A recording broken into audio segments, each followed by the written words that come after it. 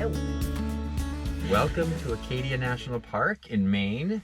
This is our first trip in the van. It's a shakedown cruise. Shakedown cruise. So the van is obviously a work in progress, but it was enough progress to take the first trip in. So we thought we'd give you an update on our progress on the van and also some of the things. I'm really glad we actually took this trip before everything was like truly locked down. There's some things where I can see, oh, we got this right, and other things where we're like, okay, how is this going to work? We're also traveling with the kids right now. Yeah. So that is 4 grown-ups. To answer the question of how we're doing that, the kids are sleeping outside in a tent. Actually, our son is sleeping in a hammock outside. So we have a lot of stuff in here. Probably more stuff than we would have. Definitely more stuff than we'd have when it's just the 2 of us. Yeah. But so let's start with the front. We haven't done much here, although I will say the one thing that I think you were skeptical that we needed, but we have used several times, has been... Well, yeah, a lot of people will have the curtain, but this curtain has been crucial in terms of just changing in parking lots, like into cycling gear. And if we leave Daisy... You can't see through the side windows, but you can see through the front windshield and the right light. It's just a blackout curtain. It's one panel, and then I just put these little thingies on the end, and so we could just hook it. It's not very fancy, but we don't have does the trick. We don't have the over shelf yet, so that'll be coming. I do have the brackets for that, but yeah. So this was a simple thing, and I have another one that we've actually talked about. Maybe we would rig it up for when it gets really cold. We could put it between the bed and the back as another layer of warmth if we decided to. Right. So that is the front. Other than that, not much here. Right, sure. All right. So then, Steve, why don't you head back? Let's move on back. Talk about the kids and Daisy's spot. All right. So we've got the 2 seats that we've gone over, which are out of Hana Odyssey. This one will actually be living in the van, and this one is going to be out. Now, when we have this one out, this is going to be luxurious space. We can't wait for that space. We also don't have the flip-up table on the end of the counter here, which we will have when this is out. So 2 things about here. So first of all, where does Daisy go? Because we want her to be safe. Yep, so Daisy, when she's traveling, she's on her dog bed right here, and then she's clipped into the L track right here into her harness. Yeah, so it actually gives her enough space that she can. So the big thing is shoes. I feel like there are shoes everywhere. Even, I mean, yes, there are a lot of us here, but you and I are going to have a lot of shoes. It's because there's 4 people, but we've been fitting a lot of shoes under the seats, which are going to get under drawers. And then we do have this space back here, which we haven't decided what to do with, but I think it could actually become a shoe rack. Yeah, and I think we could definitely put something. We have no kind of storage on the back of these, especially that one. Like, I could definitely see us. There's no pocket or anything like you would have on a normal and seat. Then the cabinet obviously is not up here yet. Yeah. So there's going to be a lot of storage up there. We were thinking, actually, I planned with AC power so we could put a microwave up here. But after this week, we're not going to use a microwave. I have not missed having a microwave. No. And when we get into the kitchen, we can talk about that. Yeah. But I haven't missed having a microwave. And then behind you on that wall, those are from a place called Felt Right. And they are the STBG race flag stripes. And the reason they stop where they are is because that's where the cabinet's going to come out. To here, and then we have the rest of the felt to just finish up the front. Yep. So that'll be awesome. Yep. It's the kitchen. So a couple of things. We have this was a big point of discussion for us, how big the sink should be. And I think you agree. Yes. That bigger is better. Especially after I've cooked. So I'll have like pans and glasses and, plates and just to have any smaller than this, I think would be painful. And then Steve hooked up to our water. So that was the pump. So our water pump switch is right next to the... It's right here. Right, yeah, it's a great place for it. And it lights up blue when it's on, so you know when it's active. Not that it takes any power really when it's not pumping water, but it's just great to have it that on and off right there. Okay, I'm going to say, I think this one's a little weird, this faucet situation, because there's too many ways to turn it on and off, right? So you could be like, where's the water? Then you realize, oh, you have to turn this on first, and then you can turn on the water. But then if you forget, so you go like this, you go like this, you turn on this, you're like, ah, water. There's too many places to turn the water on and off. But the cool thing about this one is it does have a spray as well as the filler. Right, and we have a hose barb on the end of the filler part, so we can just connect the hose and then run it outside. So Steve built this cabinet, and I think we've done a pretty good job filling it up. There aren't many, I don't think we've had too many things where I was like, oh, we didn't need that at all. And he did a nice job where we have some kind of deeper drawers, or a drawer like this that looks narrow, but it's deep. And so I have all sorts of, I used a lot of these containers just for some control. And obviously we put 3 drawer fronts on as we were experimenting, but it's all still just raw wood at this point. Yeah, and then he built this, and what have you discovered about this in this shakedown? I actually have another countertop ready to go because I want to scribe it to the wall and make Which is important because I already dropped a tomato back there. But I did discover that the surface finish is not great with water. Yeah, it's already... Not when water sits on it. Yeah. Which it inevitably does. And then this is actually just this is from our kid's desk that fit in here perfectly. And this is where we have our induction cooktop, which has been great. It's a huge power draw is the only downside to it. And then I also have this really cute little griddle. This has been really good for like hot dogs and stuff like that. So I think we want to keep, this was nice to figure out what we needed storage wise. And so also, I think what we're going to do down there is we're going to actually make more drawers. Yeah, I liked the drawers there. Yep. There's definitely stuff in here, like plates and stuff that will go up, because there's going to be a cabinet here, right? Right. And there's going to be an under light, which will be good because these lights are good, but this is definitely dim at night. And then the biggest challenge, I think, is just making sure that we draw the steam and everything out. So we did talk about bringing our camp stove in the future so that when I'm like boiling pasta, that can just be outside and not kick up a lot of moisture in here, right? But this worked out really well. This is our cute little coffee maker, which also is good for making hot water for tea, which was one of the reasons we thought we might need a microwave, and we don't because we have this. But it needs a place to live. I thought I could live here on the counter, but... It hasn't gone anywhere. Oh, no, when I was cooking last night, it went under here.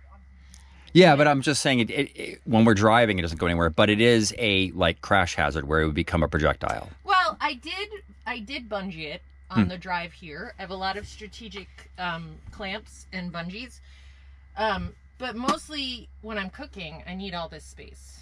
So, and then we need to put something here to stop our bed from overflowing. But all in all, the kitchen has been wildly successful. Oh, and I have all the food and snacks here. Got it. Tell me about your pipes. So we have a 33-gallon water tank over the wheel well back there, and then a line running underneath the kick plate of the kitchen counter, and then everything for our water system lives under the sink. So we kept it all contained in one area. Right now I have a temporary cover right over the front of the sink. We didn't have time to make a door, but quickly, which is just taped on. In there we have our 2.7-gallon Bosch water heater, the 5-gallon gray water tank, the 3-gallon per minute water pump, and a water filter right here. Nothing's really secured in there quite yet. So it rattles when I turn it on. So what's rattling? What's rattling is the water filter is going like this because they didn't provide enough. They didn't provide the proper clips to hold it in place, and of course we put it in place. We did it like 2 days before the trip. Yes. So there just wasn't time. So anyway, that's so we want to configure. That's going to get all just sort of secured and in the right spot and so forth. But that being said, everything is working really well with it. Yeah, we haven't really done anything with the water heater. We haven't needed to. No, we haven't needed to. Our shower right now, because of the 4 people, is sort of just being used as a dump bin. It's a junk closet. And our site right here at the campground, we are right like the bathroom's like right there. It's in like a very convenient spot. And so there's just been no need to use the bathroom in here or the shower. So yeah, with 4 people to this trip. Right. But we did get a door installed, so we've started the process of making this. We have. So right here, this blank wall right here is going to get the same treatment with the panels over here. So it's going to look like that, and that's going to continue over here. And the door I got, it is I can't even remember now. I think it was from Rec RV or something. I was looking. Because we decided to do a half wall.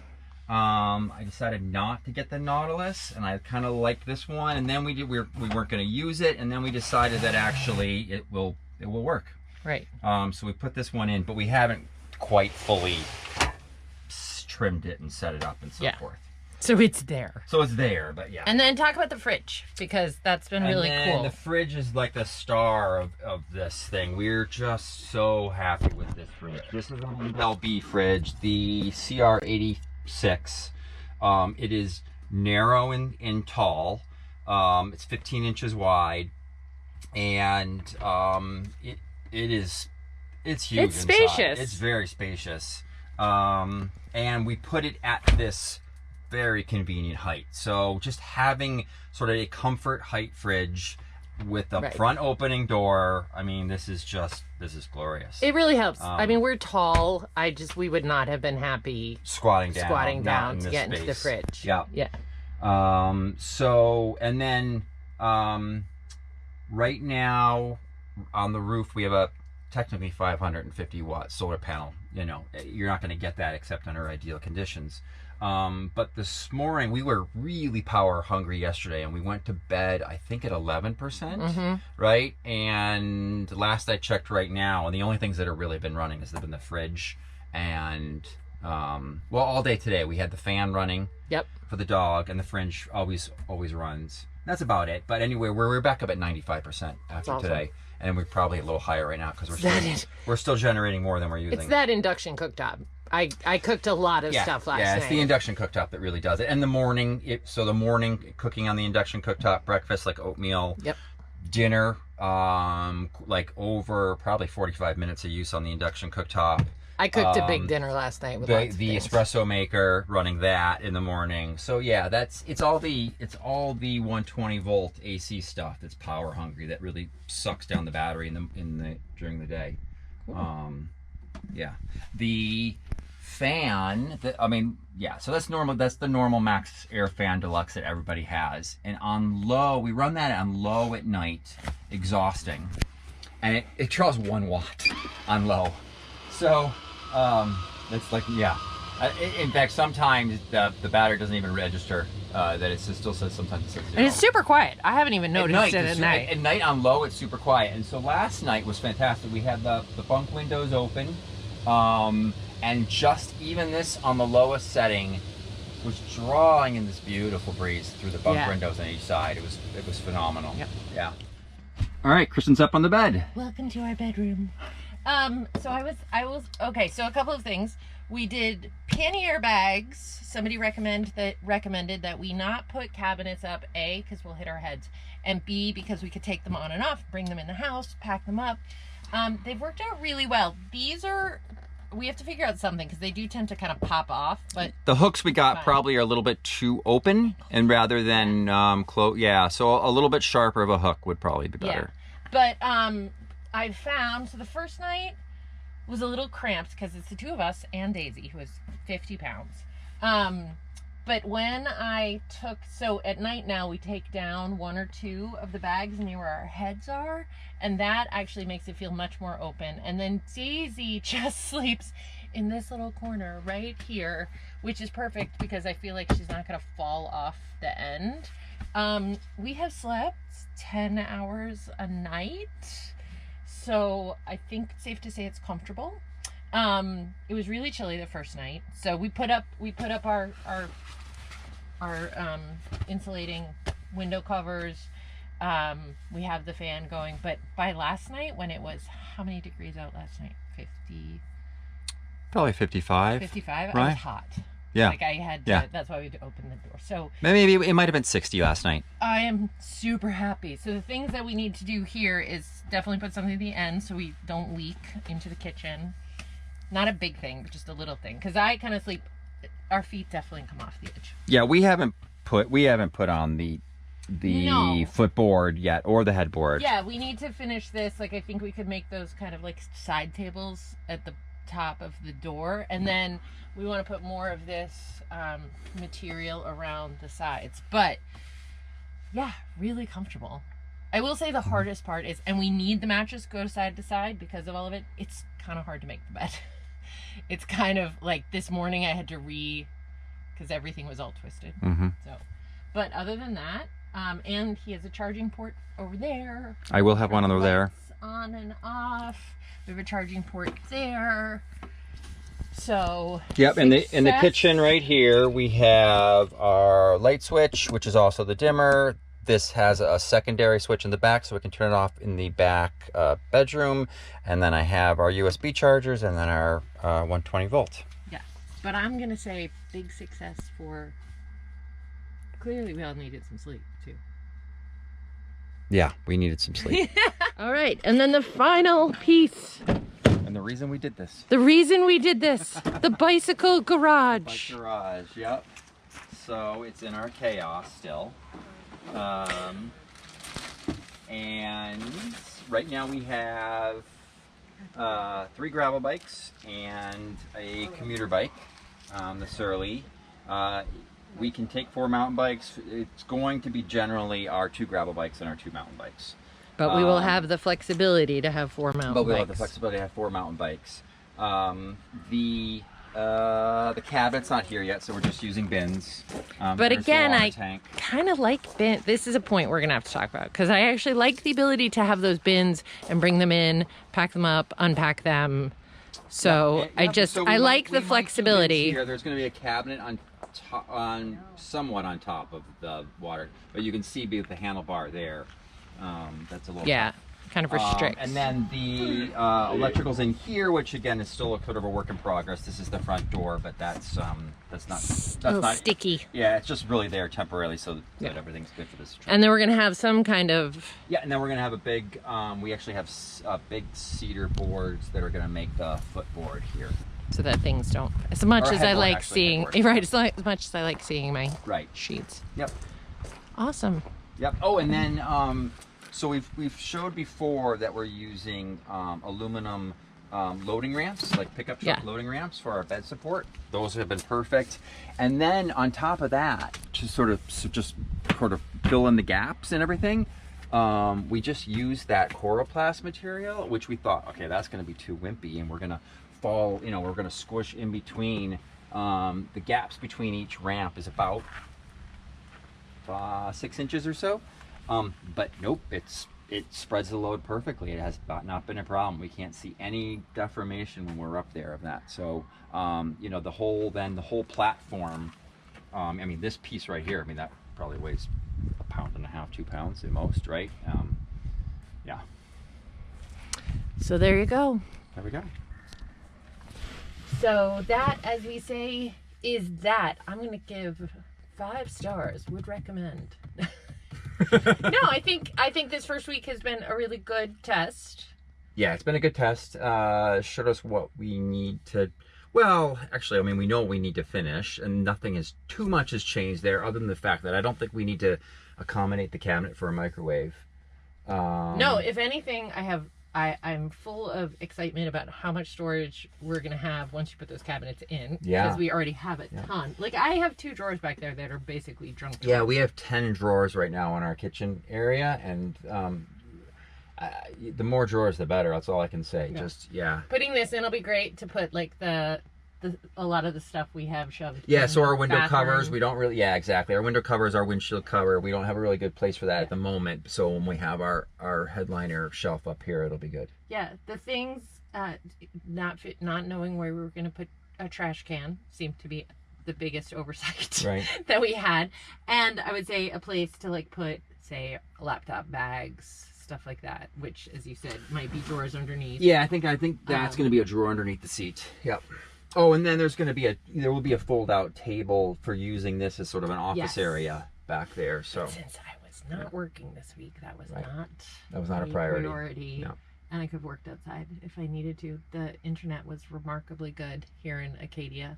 Yeah, Site A83 has phenomenal internet at the Blackwoods campground. Yeah, and we actually only used the Voxio once, and it was when we were on the road, and there were no coffee places so Sophie went to the bathroom. Right. It was the only time we'd use the Voxio. Yep. So, yeah, good job. All right. Well, we'll update you again in, a month or so.